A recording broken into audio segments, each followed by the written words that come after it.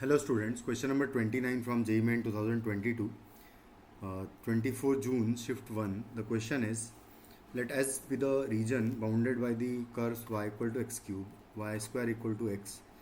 The curve y equal to 2 times mod x divides S into two regions of R1 and R2 areas. Maximum of R1 and R2 अगर R2 है तो आपको R2 upon R1 का value बताना है. तो सबसे पहले मैं अगर तीनों कर्व्स को ड्रॉ कर लूँ अगर, तो जो एक्स क्यूब का ग्राफ होगा कुछ इस तरीके से होगा, और उसके बाद फिर जो y square equal to x जो है वो पैराबोला होगा, जो कि कुछ इस तरीके से पैराबोला आएगा हमारा, और y equal to mod x का ग्राफ कुछ इस तरीके से आ जाएगा. अगर मैं यहाँ पर S रीजन्स को मार्क करूँ तो ये पूरा कंप्लीट रीजन जो है आपका S होगा. This is S. इसका एरिया हम लोग निकालेंगे सबसे पहले तो, और उसके बाद फिर जो सेकंड रीजन है जिसके जो कि ये वाला है, जो कि R1 होगा क्योंकि ये स्मॉल एरिया होगा, तो ये R1 एरिया है इसमें से. तो इन दोनों को हमको निकालना है S और R1 को. तो स्टार्ट करते हैं. सबसे पहले मैं क्या करूँगा, R1 रीजन निकाल लेते हैं या S रीजन निकाल लेते हैं. कंप्लीट एरिया जो है यहाँ पर इन दोनों का इंटरसेक्टिंग पॉइंट 1,1 होगा ये वाला, और ये वाला जो इंटरसेक्टिंग पॉइंट होगा ये होगा 1/4 1/2 होगा, है ना, जो लाइन और पैराबोला का इंटरसेक्टिंग पॉइंट होगा.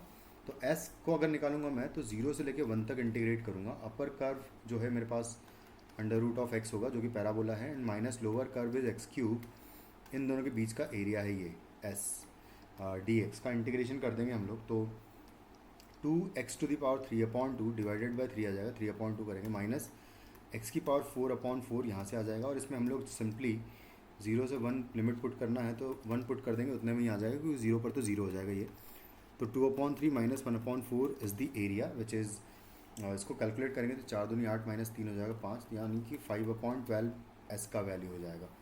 उसके बाद मैं R1 एरिया निकालूंगा, तो R1 एरिया के लिए मुझे 0 से लेके 1/4 तक इंटीग्रेट करना है, और वो भी यहाँ पर अभी भी अपर कर्व जो है हमारा रूट एक्स ही होगा, यानी कि पैराबोला, एंड लोअर कर्व जो होगा वो होगा एक्चुअली 2x, है ना, जो लाइन है वो.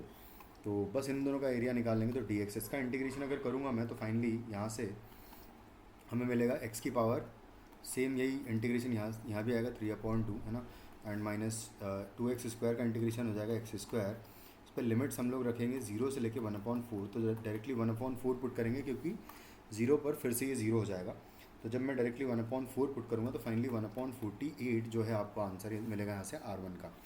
अब हम जानते हैं कि R1 प्लस R2 का वैल्यू S है, तो यहाँ से R2 इज इक्वल टू हो जाएगा S माइनस R1, यानी कि 5/12 माइनस 1/48.